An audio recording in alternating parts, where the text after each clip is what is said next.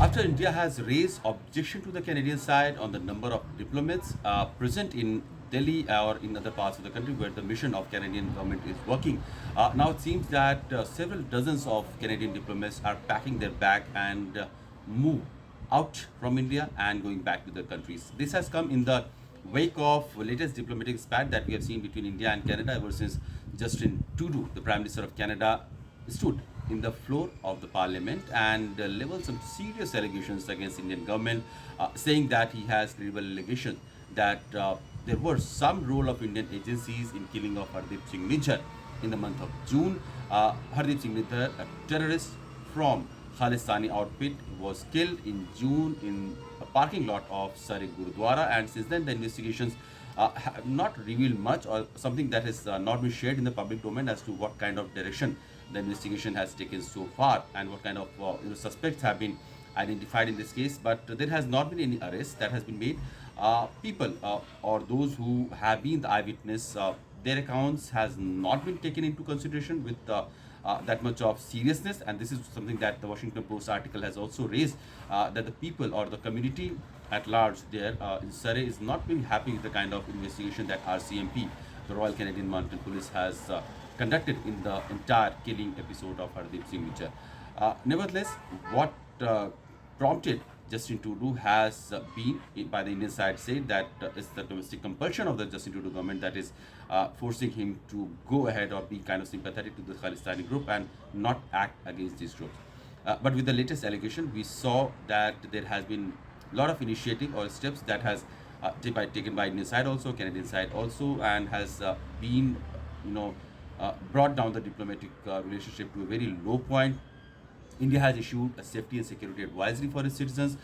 India has also kind of restricted the movement of its diplomat in Canada, and it has stopped processing application for visa from the Canadian citizen. It has also asked the Canadian diplomats to go back the number of extra diplomats that is here, and it's a normal understanding between the two countries that they will always maintain that diplomatic parity in number of strength and ranks. There are three kinds of, broadly speaking, three kinds of people who work in any embassy or any mission. First is the diplomat who have a diplomatic immunity. The second category is the official people, official who work on an official visa, but they do not have the diplomatic immunity and they can be very well from the guest country. The third category is the people who are recruited on the ground from the host country. And in this case, what India has asked that the Canadian side should curtail down the number of diplomats that it has sent to India in various occasions. And what kind of bearing it may have? It may have bearing in terms of number of visas that are being processed every year, number of the kind of activities that these diplomats do in terms of social, economical, political, trade and commerce, and defense ties and all aspects that kind of constructs the entire bilateral dimension between the two sides is going to be hampered by this latest decision.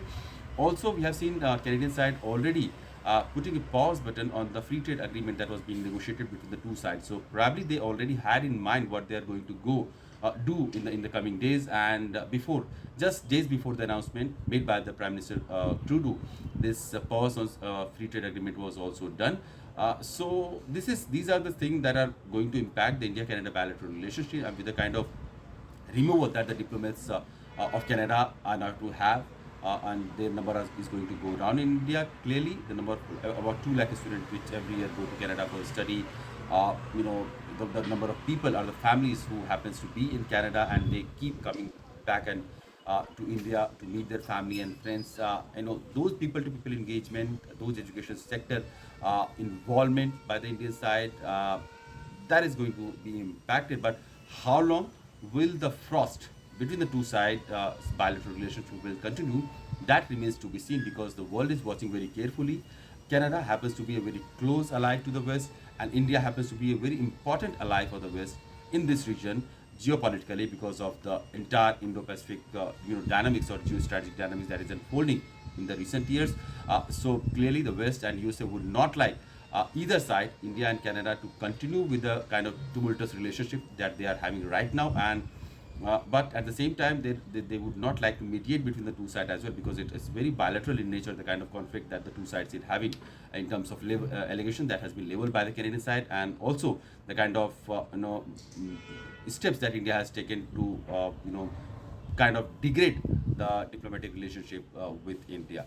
How long will it continue? That we will have to see, but it is going to clearly have some bearing on the people-to-people engagement, and with hundreds and thousands of people who have been living in Canada from the Indian side, who have been visiting India to meet their family and friends, and of course, number of tourists also who used to come to India. So this entire diplomatic row is taking its toll in multiple direction or multiple dimension of the bilateral relationship between India and Canada.